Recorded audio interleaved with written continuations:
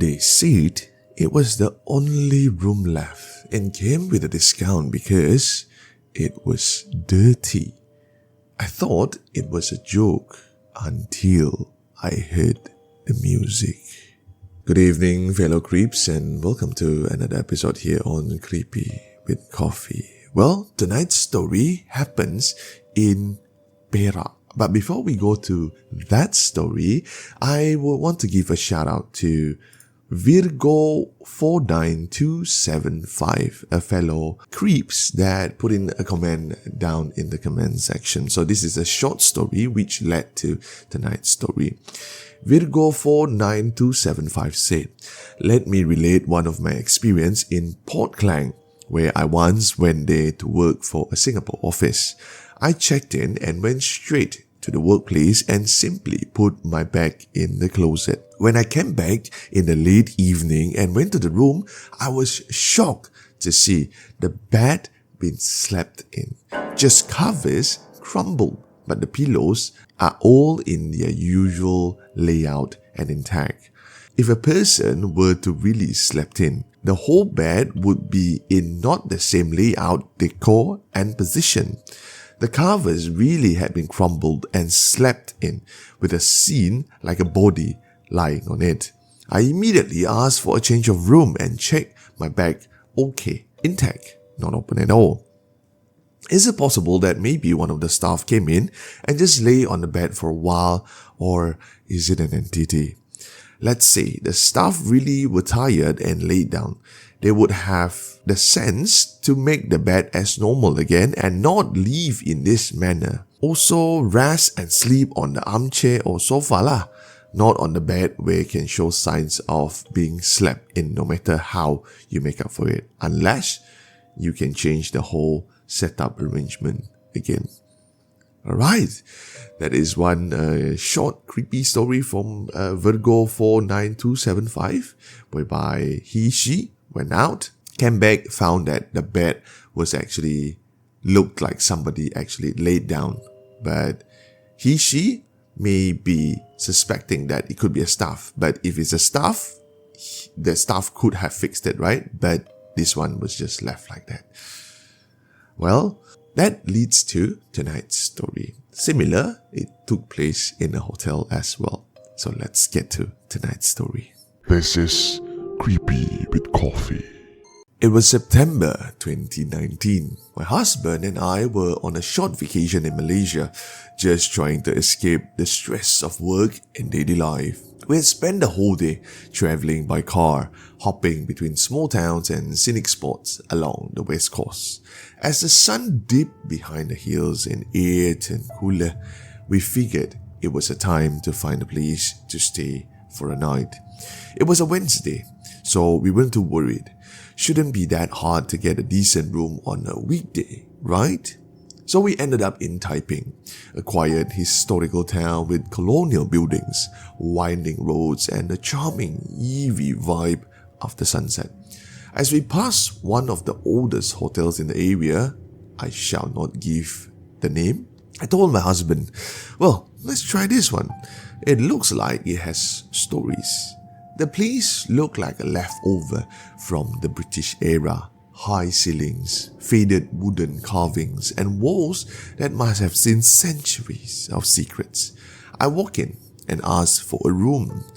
The lady at the front desk, in her late 50s and with a tight bun, gave me a tired smile and quoted 600 ringgit Malaysia for the evening. I looked at her. I politely declined and went back to the car to search online. But everything nearby was either fully booked or oddly more expensive.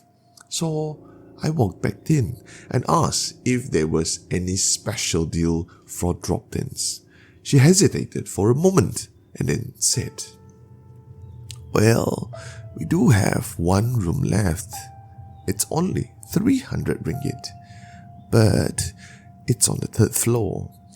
And that part of the hotel, some say, it's not, well, you know, not quiet." I chuckled awkwardly, expecting her to laugh too, but she didn't. She continued and said, "If you take it, I'll throw in 100 ringgit dining voucher. But it's just that there's no refund for the room, and tonight if you hear anything strange, just don't know. Can we do that?"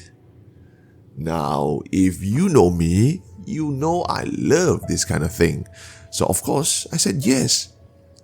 50% off, and I get 100 ringgit dining voucher. Well, I'm in. After checking in and freshening up, we had dinner in the hotel's old-style colonial cafe. Candlelight, jazz music from a Bluetooth speaker, and a chicken chop that somehow tastes like 1982. Over wine, we joked about the haunted floor. My husband said, "Let's see our friendly spirits would join us for supper." I laughed. At that time, it was just funny. And after dinner, we decided to take a short walk around that area. The full moon lit up the roads, and the colonial buildings looked beautiful and melancholic. But as we strolled further, I began to feel it. A strange, heavy feeling that someone was behind us. I kept catching flashes of white lights in the corner of my eye, like someone was hiding behind lampposts or ducking into alleys, but that person was carrying a torchlight. But each time I turned, there was no one. And, by the way, the streets were empty. Not a single soul. Just us. Well, it was a short walk, half an hour or so. Then we went back to the hotel. As we got into the room again, this time taking a better look, our room was nostalgic. Pink floral wallpaper, old furniture, a dusty ceiling fan, and a strange uneven mirror on the wall. And the bed looked like it had been there since the 70s and smelled vaguely of mothballs. Despite all that, we were tired and eventually we fell asleep. But around 2 a.m., my husband shook me awake. Sayang, why are you playing music?" I blinked, confused. "Huh? What? I'm not." He looked around the room like he wasn't sure if he dreamt it, and then added, "I heard old music, like macam piano, like ballroom music." Now, here's the thing. My husband is half deaf. He can't even hear me when I shout from the kitchen. If he heard music, something wasn't right. I told him, "You were probably dreaming. Let's go back to sleep." He nodded and went back to sleep. That's when I woke up because I felt something. As I laid back down to sleep, closed my eyes, room was dark. Suddenly, I felt someone tickle my ribs, just very soft tickle, and then whisper next to my ear and said, "Gucci, Gucci, goo." I immediately sprung up, sat up, and looked around. There was nobody, obviously. It wasn't aggressive, but it was wrong. It was playful, but in a sinister way, like a pervert from another realm. I turned to my husband and shouted, "What the hell, Patrick?" He stirred awake, confused, eyes half open. He had not moved at all. He was facing away from me, clearly startled, and asked me, "What's wrong?" I said, "Let's talk about it tomorrow. Go back to sleep, go back to sleep." I wrapped myself tight in a blanket, keeping my feet off the floor like it was lava. I didn't get off the bed for the rest of the night. The next morning, we both woke up feeling like we had been hit by the bus. Drained, dizzy, like we have not slept at all.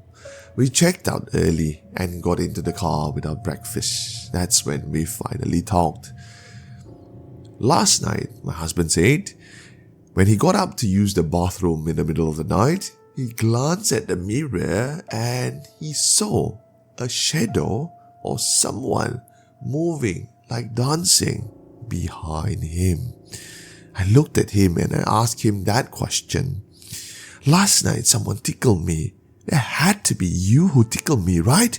He looked at me, dead serious in the eyes, and said, I would never do that, sayang.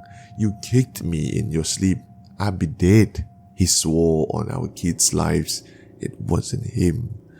Well, we do not know what to do, so we laugh nervously until I open my phone to scroll through the pictures I'd taken around the hotel the night before. Some were just blank white. Others had weird motion blurs, like someone walked through the shot. Some had orbs. Some had long shadows stretching across the floor. Shadows that shouldn't exist. Out of curiosity, I googled Hotel XXX haunted stories. Turns out, the third floor was once a ballroom burned down in a fire, and guests often report hearing faint piano music, seeing shadowy figures, and walking up to unseen hands, touching them.